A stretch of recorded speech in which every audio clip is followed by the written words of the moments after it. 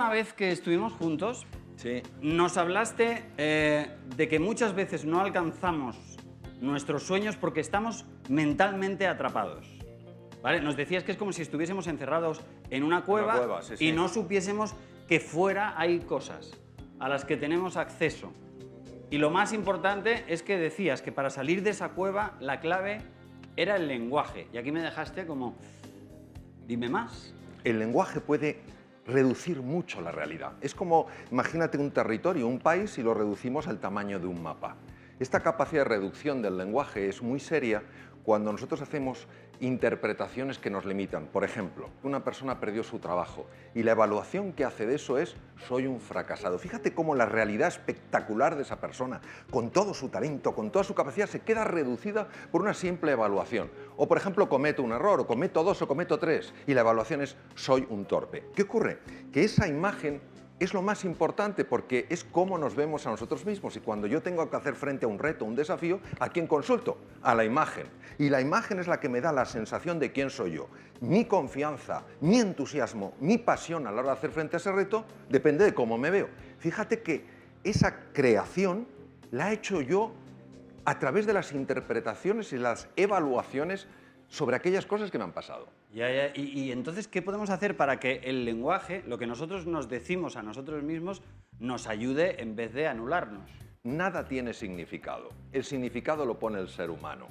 Una cosa Vale. es que la vida tenga un sentido, que lo tiene, y otra cosa son los significados. Es decir, si las cosas no tienen significados, sino que soy yo el que se lo pongo, voy a elegir un significado que a mí me ayude, no que me anule. Es decir, si algo me sale mal, en lugar de es que todo me sale mal, el significado es, oye, he cometido un error porque he tenido la valentía de ponerme en marcha. ¿Qué pasa? Que si yo voy creando significados que me ayuden y no que me anulen, tengo más confianza. No cabe duda, Pablo, que cuando uno se acerca a un reto, al que sea, con más confianza, las posibilidades de que le salgan No tiene nada que bien ver. son muchísimo mayores, ¿no? Entonces, ese reconocimiento del poder que tenemos para transformar nuestra realidad, eso es lo que yo quiero, me gustaría transmitir. Ajá. ¿Y cuáles son los deberes de hoy, entonces? Pues fíjate, ahora vamos a desarrollar otro músculo, que es el de la interpretación.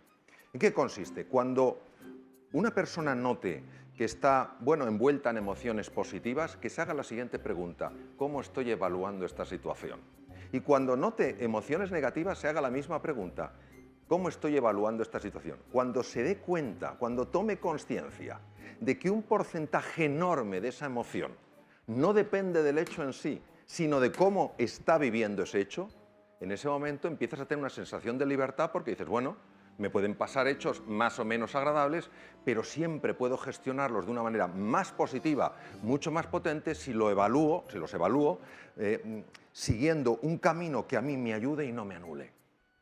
Pues nos ponemos a ello. A por ello. La historia que tenemos que contarnos a nosotros mismos tiene que ser buena. Siempre. Vale, nos mimaremos. Porque valemos la pena. Y un montón. Sí, señor. Está. ¡Viva el Dr. Puz!